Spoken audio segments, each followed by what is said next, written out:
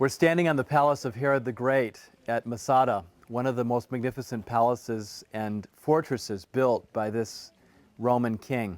Herod the Great was paranoid about his relationship with the Judeans and as well with the Egyptians.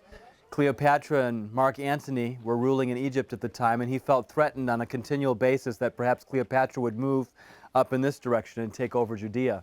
So he built palaces all over the territory, his territory as king of Judea, and Masada is one of those places. He told his engineers that he wanted to have all the luxury that he had in Jerusalem, that he had at Jericho, that he had in any of the other palaces that he built. And so here we find one of the most magnificent three-tiered palaces with almost a 360-degree view on all sides on this isolated mountain in the middle of the wilderness. This was a most impressive place. Herod, of course, lived on the top segment of the palace, but in the lower two segments were used primarily for entertaining guests and others that would come and be entertained here at this place. He had provisions in his storehouses to feed his garrison here as well as his family in case of siege for up to 3 years, writes the historian Flavius Josephus. And so we have a great deal of admiration for someone who built such a magnificent palace here in this location, in the middle of nowhere, where there was no water available, where there were no provisions available, but certainly one of the safest havens for the king. We're standing on the lower tier of Herod the Great's northern palace, which was built right on the outcropping of the rock so that he could have almost a 360-degree view on all sides of the amazing, amazing topography around here. This particular part of the palace was where he entertained his guests most likely. It wasn't part of his residence. That was on the top tier that we had up there. But here we have some amazing reconstruction taking place right now as the frescoes of Herod the Great are being finished now, refinished, to show what this palace might have been decorated like in ancient times. When Herod the Great decided to build this palace out in the middle of the desert, he told his engineers and his architects that he wanted to have all the luxuries that he had in all of his other palaces in Jerusalem, at Caesarea Maritima, Jericho, and in the dozen or so palaces and fortresses that he built throughout the territory that he controlled. But how were they going to get water? The closest water was 50 kilometers away. How were they going to transport water to this place and have storage enough for those kinds of things? So his engineers began to study the topography around Masada, and they came up with an incredible design and plan of harnessing the water that periodically came during flash floods that would fill the wadis, these torrent valleys.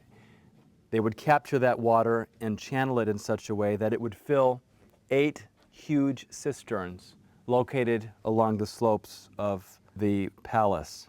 We're talking about huge amounts of water. We're talking about 40,000 cubic meters of water, and in our terms, that would be about 10 million gallons that were able to be stored here. We know that the cisterns store that amount of water because we see the water lines along the inside of the plastered cisterns themselves. The cisterns were huge. Herod the Great had ample water, and according to Josephus, he was able to withstand a siege here in this particular spot that could last as much as 3 years. In 1996, during the excavations in April of that year by Ehud Netzer of the Hebrew University, we were working in the southern part of Masada looking for the famous gardens of Herod the Great that Josephus mentions in his writings. After scratching in the dirt for several weeks, unfortunately we didn't find the gardens, but in this particular pit, an amazing discovery was made that year. In this pit here, a garbage dump, a cistern that later was transferred into a garbage dump. Students were excavating down layer after layer. They found completely preserved sandals, completely preserved eggshells as if somebody had just made an omelet the day before. They found nuts, pomegranate peels. They found all kinds of things as if they'd just been placed there, and yet we knew that this material dated 2,000 years earlier to the reign of Herod the Great. An amazing discovery was made here that particular year one of the students picked up a piece of pottery, but this was no ordinary piece of pottery. It was part of a wine jar that had been imported from Rome. And on this wine jar, inscribed with ink, was this phrase, Herod the Great, King of the Jews. It was the first time in history, outside of the Bible and outside of Josephus, in an ancient document found archaeologically in context in Herod's palace, that we had Herod the Great's full name and his title, King of the Jews.